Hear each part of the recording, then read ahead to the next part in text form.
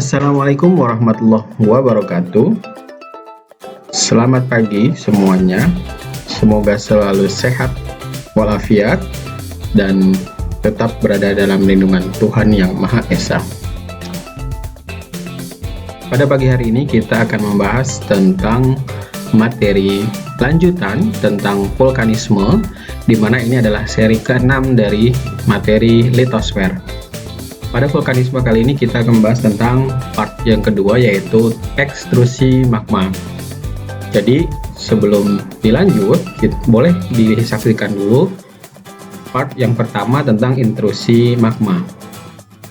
Vulkanisme itu sebetulnya adalah proses keluarnya magma dari dalam bumi ke permukaan bumi. Nah, dalam prosesnya, vulkanisme itu memiliki dua proses. Proses intrusi, yaitu penyusupan magma dari celah-celah litosfer. Kemudian yang kedua adalah ekstrusi. Ekstrusi adalah penerobosan magma keluar ke permukaan bumi. Yang paling nyata kentara adalah erupsi gunung api. Sebelum kita membahas lebih jauh, bagaimana kemudian gunung api yang akan kita bahas yaitu terbentuk. Bagaimana gunung api itu terbentuk? Nah, kita ketahui bahwa di bawah litosfer kita itu ada astenosfer atau ada lapisan magma. Magma cair yang memiliki sifat konveksi. Nah, konveksi ini memungkinkan magma untuk selalu bergerak kemanapun sesuai dengan arus konveksinya. Nah, litosfer kita terbagi menjadi dua bagian, lempeng benua dan lempeng samudra. Nah, ketika arah magmanya bergerak, lempeng benua dan lempeng samudra terkadang memiliki tenaga yang saling mendekati, memiliki gerak yang saling mendekati, yang disebut sebagai konvergen. Nah, gerak ini disebabkan oleh adanya konveksi di magma, sehingga lempeng benua dan lempeng samudra saling bertemu atau bertabrakan. Nah, kenapa dua ini saling bertabrakan? Karena memang lempeng benua dan lempeng samudra dibedakan karena komposisi batuannya. Lantas, apa yang terjadi ketika mereka bertemu? Yang mereka terjadi adalah ketika bertemu, karena lempeng benua sifat batuannya lebih kokoh, lebih kuat, maka yang terjadi adalah lempeng samudranya yang mengalami penunjaman, penunjaman. Nah, penunjaman inilah yang kemudian menyebabkan lempeng benua akhirnya mengalami sebuah depresi atau lengkungan, ya. Istilahnya kalau kendaraan tabrakan kemudian masih bertabrakan terus, mesinnya masih nyala, maka yang terjadi adalah penyok. Nah, penyokan inilah yang menyebabkan lempeng benua mengalami lekukan. Lekukan ini kemudian menyebabkan retakan di bawah permukaan tanah. Nah, di bawah permukaan, di bawah lempeng, di bawah lempeng itu, atau di bawah lempeng benua atau di bawah litosfer, yang kemudian memungkinkan magma bisa keluar. Nah, ketika magma keluar, membeku dia menjadi batuan. Kemudian naik lagi dia, keluar lagi, menjadi batuan lagi, kemudian tutup lagi. Keluar lagi sama seperti tadi, kemudian menjadi batuan. Nah, inilah yang bentuknya gunung api.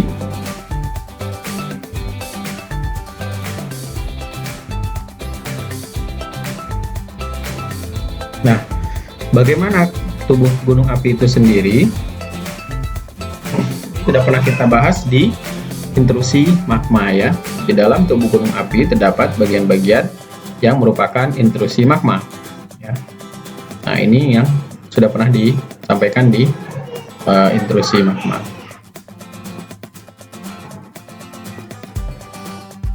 Nah, ekstrusi magma. Ekstrusi magma terjadi akibat magma yang mencoba menerobos ke permukaan bumi. Ya, karena di gunung api itu terdapat tekanan gas ya, yang terkurung di dalam tubuh gunung api yang kemudian bisa menyebabkan desakan yang kuat dari penutup atau sumbat lava yang bergerak di bawah permukaan bumi, di bawah permukaan di tubuh gunungnya. Nah, ada 3 hal yang menyebabkan perbedaan ekstrusi atau erupsi gunung api. Yang pertama adalah tekanan gas. Tekanan gas indikatornya adalah kuat, sedang, dan rendah. Sementara berikutnya adalah viskositas magma atau kekentalan magma. Tingkat cair atau tingkat kentalnya magma itu juga menyebabkan apakah erupsi bersifat eksplosif, efusif, atau campuran. Nanti kita bahas tentang erupsi gunung api. Dan yang ketiga adalah kedalaman batolit atau dapur magma. Makin dalam, maka kekuatan bisa semakin besar. Sementara makin dangkal, maka kekuatan letusan bisa semakin melemah.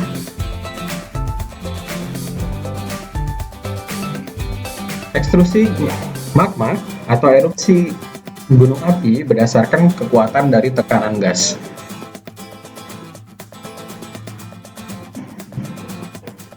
Tipe letusan eksplosif. Kenapa demikian terjadi eksplosif? Artinya meledak dengan ledakan yang dahsyat. Tekanan gasnya kuat. Kemudian kekentalan magmanya kental. Kemudian kedalaman dapur magmanya juga dalam. Yang ini menyebabkan ekstrusi magma sifatnya eksplosif atau erupsinya akan eksplosif. Nah, kemudian jika yang terjadi adalah tipe letusan efusif, maka magma hanya akan keluar, tidak seperti eksplosif ya. Hanya meleleh seperti air mengalir. Kenapa demikian? Karena tekanan gas di dalam gunung lemah. Kemudian kekentalan magmanya sangat cair. Kemudian juga kedalaman dapur magmanya dangkal. Inilah yang menyebabkan tipe letusannya adalah efusif.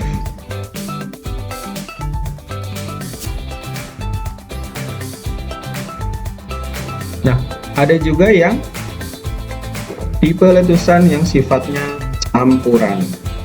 Nah, tipe letusan campuran ini biasanya didahului oleh yang eksplosif. Kenapa demikian?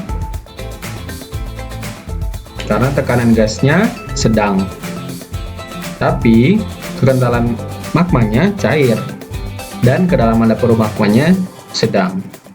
Nah, ini yang menyebabkan erupsi bertipe campuran. Nah, bahan yang keluar dari erupsi gunung api atau ekstrusi magma. Yang pertama adalah erupsi magmatik, di mana aktivitas magma lah yang keluar. Jadi bahan utamanya adalah magmanya langsung, yang kemudian keluar ke permukaan bumi menjadi lava dan juga bahan-bahan piroklastik yang lainnya. Kemudian yang kedua adalah erupsi freatik. Kalau erupsi freatik beda dengan magmatik.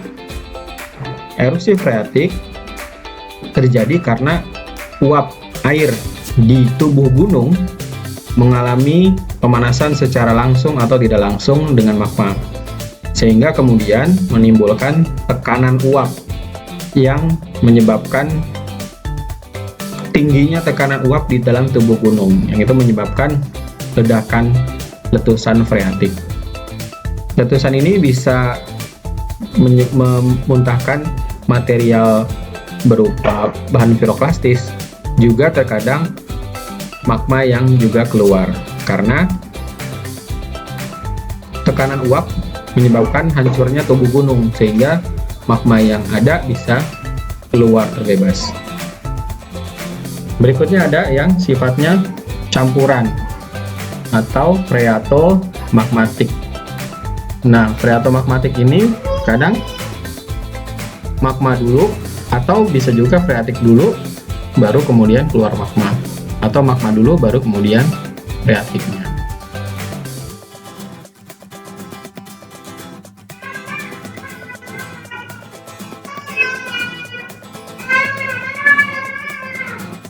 Nah, apa saja materi yang dikeluarkan saat terjadinya erupsi gunung api? Yang pertama adalah batu-batu besar yang terlontar ke angkasa, yaitu berupa batu bom, kemudian ada lapili, batu-batu kecil ya, seukuran kerikil gitu. Kemudian fumarol adalah aktivitas pasca vulkanis dari aktivitas erupsi gunung api. Jadi fumarol muncul pasca terjadinya erupsi gunung api. Kemudian awan panas,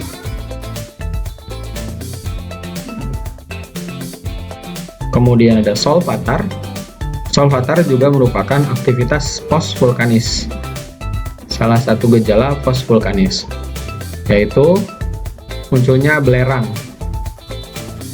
atau uap solvatar. Kemudian ketika erupsi, otomatis yang keluar adalah lava. Magma di dalam bumi keluar menjadi lava. Ya, ini aliran lava salah satunya. Kemudian apalagi abu vulkanis. Abu vulkanik juga terbawa atau terlepas saat erupsi gunung api. Ini diakibatkan oleh debu vulkanik yang terlempar ke udara, kemudian terbawa angin, hingga kemudian mengganggu banyak aktivitas, baik itu sifatnya pernafasan makhluk hidup maupun juga aktivitas penerbangan pesawat. Debu abu vulkanik ini sangat berbahaya apabila terhirup oleh paru-paru atau manusia ya, makhluk hidup. Karena memang sifat kalau dilihat secara mikronnya itu ya, ukuran mikronya ya, bentuk abu vulkanik itu ya, bentuknya seperti itu, seperti batu apung. Kemudian lahar. Lahar ini adalah lava sebetulnya ya, yang sudah bercampur dengan air, batu, dan pasir dan debu, sehingga menyebabkan lahar ini juga masih berbahaya ya. Karena apa? Karena dia masih panas sifatnya. Panas, kemudian juga mempunyai kecepatan luncuran yang menyebabkan bisa terbawa material-material yang berada di sungai atau di arah aliran lahar. Kemudian juga movet. Movet ini juga kadang dilepaskan ketika erupsi gunung api. Tapi memang movet tidak dapat dilihat oleh manusia karena sifatnya gas CO2, asam arang, yang jika terhirup oleh manusia maka menjadi mematikan. Movet yang sangat aktif keluar periodikal itu ada di beberapa kawah di Gunung Dieng, di Wonosobo. Tipe-tipe gunung api. Yang pertama adalah tipe strato. Tipe strato ini terjadi karena letusan yang sifatnya eksplosif dan efusif, lelehan. Bentuk gunung api strato adalah gunung api kerucut. Contohnya Gunung Fuji di Jepang, Gunung Pangrango, dan banyak gunung-gunung api di Indonesia yang memang lebih banyak dominannya adalah strato.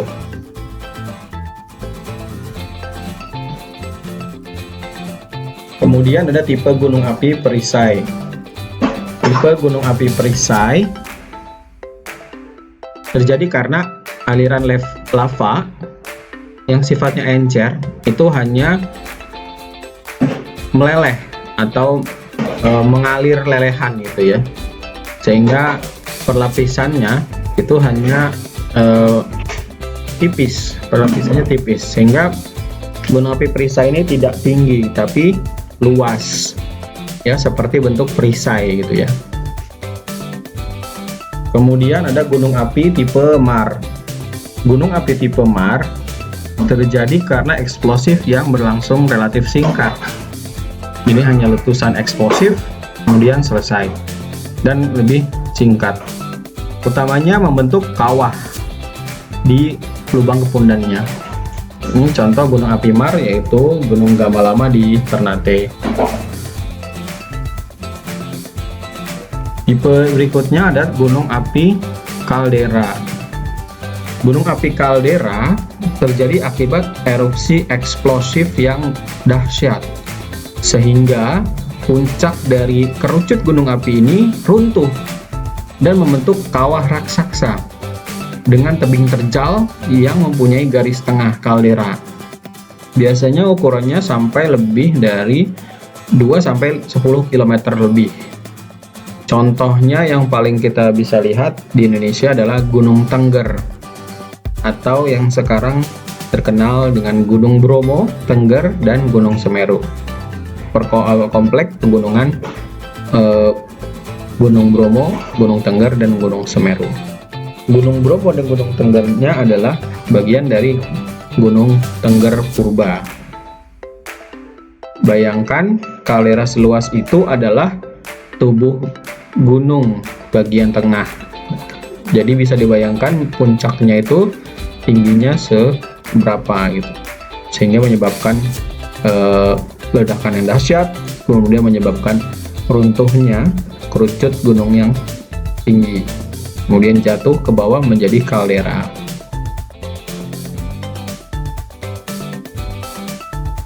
Dari tipe-tipe gunung api, kita kemudian memunculkan tipe-tipe letusan. Tipe-tipe letusan. Yang pertama ada tipe letusan Hawaii.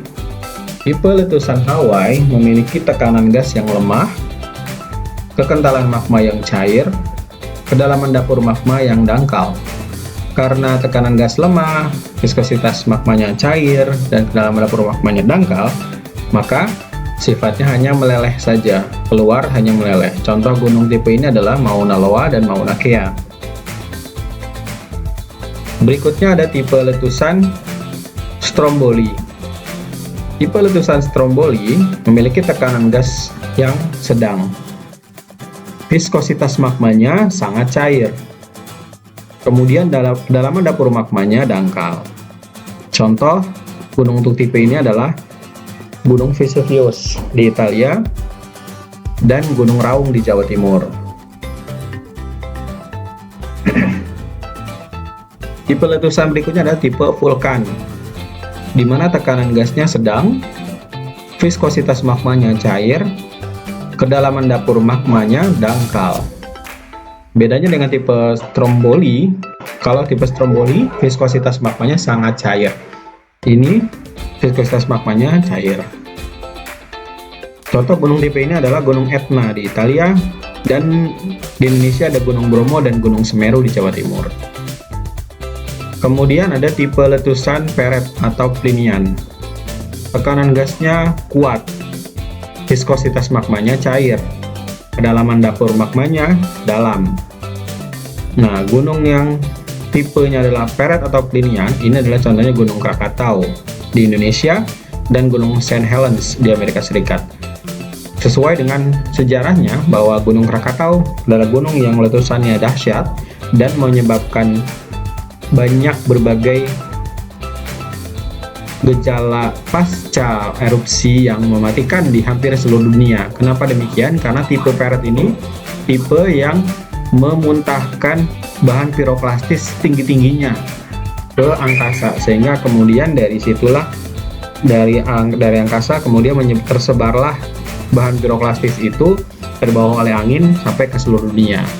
Bahkan pada masa 1883 ketika Gunung Krakatau meletus, terjadi bencana kelaparan setahun setelah Gunung Krakatau meletus. Kenapa demikian? Karena bahan piroklastis masih banyak menyelimuti bumi dan menutupi sinar matahari, sehingga proses fotosintesis terhadap tumbuhan menjadi terhambat, yang kemudian terjadilah bencana kelaparan di mana-mana. Bahkan bahan piroklastis ini juga banyak ditemukan di lapisan es di wilayah kutub utara maupun di kutub selatan. Nah, berikutnya adalah tipe Merapi. Indonesia memiliki kekhasan sendiri, yaitu tipe letusan Merapi. Tipe letusan Merapi ini mempunyai tekanan gas yang lemah, viskositas magmanya yang sedang, dan kedalaman dapur magmanya dangkal. Nah, contohnya ya satu-satunya adalah tipe Merapi, tipe Gunung Merapi di Yogyakarta. Kemudian tipe letusan Pele, tekanan gasnya kuat, viskositas magmanya sedang, dan kedalaman dapur magmanya dangkal. Contoh gunung tipe ini adalah Gunung Pele di Amerika Tengah. Berikutnya ada tipe letusan Saint Vincent. Saint Vincent ini unik karena meletus bersamaan dengan danau kawah yang juga hancur, sehingga material yang keluar itu terdiri dari magma dan juga air danau kawah. Saint Vincent tekanan gasnya sedang, viskositas magmanya sedang, kedalaman dapur magmanya dangkal. Contoh gunung tipe ini adalah Gunung Saint Vincent di Kepulauan Antilles, Karibia, Amerika. Dan di Indonesia ada Gunung Kelut di Jawa Timur. Nah, di Indonesia memiliki tipe gunung yang berbeda dibandingkan dengan yang lainnya. Karena memang kita adalah negara Ring of Fire, di mana memiliki banyak sekali gunung api di Indonesia. Kita memiliki tipe gunung yang didasarkan pada sejarah letusan, didasarkan kepada sejarah letusannya. Ada gunung tipe A yang sesudah tahun 1600 Masehi pernah meletus. Minimal satu kali pernah meletus sesudah tahun 1600. Kemudian ada tipe B, di mana sesudah tahun 1600 belum lagi mengalami erupsi. Ini adalah gunung tipe B. Tapi untuk gunung tipe B memperlihatkan gejala-gejala post-vulkanis ya, seperti adanya solvatar, fumarol, dan sebagainya. Nah, kemudian tipe C, di mana tipe ini adalah tipe yang belum pernah diketahui oleh sejarah manusia. Contoh untuk tipe-tipe ini adalah tadi ya, Gunung Tengger, kemudian ada Gunung Toba, ya, yang membentuk Danau Toba sekarang itu adalah gunung Toba Purba. Kemudian ada Gunung Sunda Purba yang membentuk Bandung dan sekitarnya. Nah, itu adalah gunung tipe C, gunung yang tidak diketahui sejarahnya oleh manusia. Tapi juga bisa diketahui dari aktivitas-aktivitas masa lampau yang sudah sangat lemah. Misalnya fumarol, bekas-bekas jejak-jejak fumarol, kemudian bahan-bahan piroklastis, dan segala macamnya. Nah, pada kesempatan kali ini, resume pada hari ini adalah yang pertama, vulkanisme terdiri dari dua proses ya, intrusi dan ekstrusi. Ekstrusi magma adalah peristiwa erupsi Gunung Merapi atau meletusnya Gunung Merapi, menerobosnya magma dari lubang kepundan gunung api. Pada tiga hal yang menentukan erupsi gunung api: tekanan gas, viskositas magma, dan kedalaman batolit atau dapur magma. Bahan erupsi ada tiga jenis: magmatik, freatik, dan campuran. Material letusan gunung api tadi kita sudah bahas apa saja, baik itu yang saat terjadinya erupsi maupun yang pasca erupsi. Tipe gunung api, kemudian ada tipe letusan, dan juga tipe gunung api di Indonesia.